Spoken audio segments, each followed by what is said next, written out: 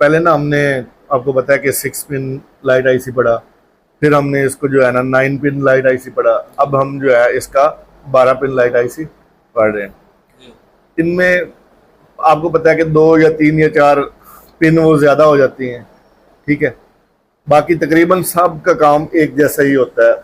जो इक्वल पिनें होती हैं ना वो सारी एक जैसी होती हैं। जिस तरह VPH इन होगा, स्विचिंग होगी, SCL SDA की लाइन होगी, इनेबल की लाइन होगी, ये सारी चीज़ें इक्वल है।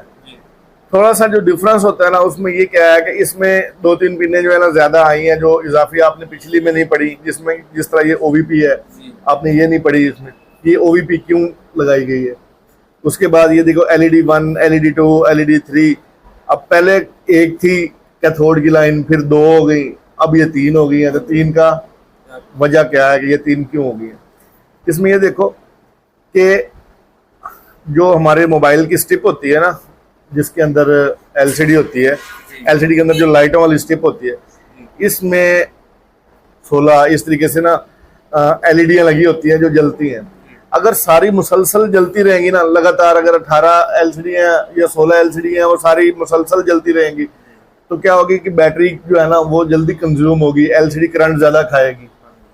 तो कंपनी जो है ना इस चीज़ को देखते हुए उन्होंने इसका एक सोल्यूशन ये निकाला हुआ है कि उन्होंने इसके पेयर बना दिए हैं। 8-8 का पेयर हो जाएगा, 6-6 का पेयर हो जाएगा, ठीक है। तो इस तरीके हो गई कि एक टाइम में एक 8 की जो लाइन है वो जलेगी, फिर अगली दूसरी जलेगी और फिर तीसरी जलेगी। इस तरीके से मतलब जो है ना ये सारी की सारी 20 या 22 या 24 LEDयाँ इकट्ठी नहीं जलेंगी, बल्कि थोड़ी थोड़ी करके और स्पीड के साथ स्विचिंग होती रहेगी। जलेंगी सारी, कभी ये स्टिप जल जाएगी, कभी ये स्टिप जल जाएगी, कभी ये स्टिप जल जाएगी, और इतनी स्पीड से जलेगी कि हमें पता नहीं चलेगा। हमारी जो LCD के ऊपर लाइट है वो मुसलसल स्टेबल रहेगी, ठीक है। तो इसमें जो स्विचिंग है ना वो हमेशा जो है ना उन्होंने नेगेटिव वाली साइड से करवाई है। आपको मैंने बताया था कि अगर वो पॉजिटिव वाली साइड से करवाएंगे तो क्या मसला आता है, ठीक है। ये आपको क्लास में सारी चीज़ें बता दी गई, ठीक है। नेगेटिव वाली साइड से करवाने का क्या फ़ायदा है ये भी आपको बता दिया गया है, ठीक हो गया। उसके इसमें अब मैंने दिखा ये OVP की जो लाइन है, ये यहाँ पर जो आउटपुट निकलेगी ना, इसको ये फीडबैक के तौर पे वापस जा रही है ओवर वोल्टेज प्रोटेक्शन के। क्या जितनी ज़रूरत है LED को उतने ही वोल्टेज निकल रहे हैं, क्या उससे ज़्यादा अगर निकलते हैं तो ये IC क्या करेगी, पीछे से उसको बंद करवा देगी, अपने फंक्शन को, स्विचिंग को बंद करवाएगी, ताकि हमारी आगे LCD जो है वो ख़राब ना हो जाए, ठीक है। अब मैं आपको ना इसका प्रैक्टिकल करके दिखाता हूँ कि ये जो है किस तरीके से हमारी LED जो ये जो स्टिप है ना हमारी, इस स्टिप के ऊपर एक एनोड है और 2 कैथोड है।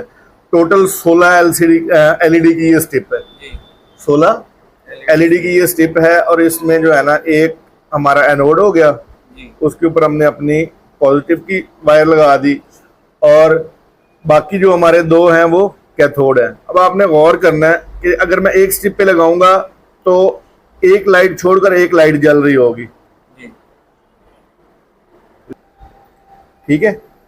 एक लाइट छोड़कर एक लाइट जल रही है, पहली जल रही है, फिर तीसरी जल रही है, फिर 5वीं जल रही है, फिर 7वीं जल रही है, ठीक है। अब मैं दूसरी पे लगाऊंगा तो देखो दूसरी, चौथी और इस तरीके से। तो ये वो पेयर है, इसमें डबल पेयर चल रहा है, मतलब पहले 8 लाइटें चल रही है, जब मैं दूसरा करता हूँ, ये नेगेटिव सप्लाई को टच करता हूँ तो ये उसकी दूसरी लाइन। और ये तो हमने एक दफ़ा हमने टच किया ना, तो ये मोबाइल की जो LED ड्राइवर IC है, ये स्पीड से स्विचिंग करवा के नेगेटिव साइड को जो है ना वो ऑन ऑफ करवाएगी, कटिंग करवाएगी। तो कभी एक स्टिप जलेगी, कभी दूसरी, और इतनी स्पीड से जलेगी कि हमारी आंख भी इसको देख नहीं सकती।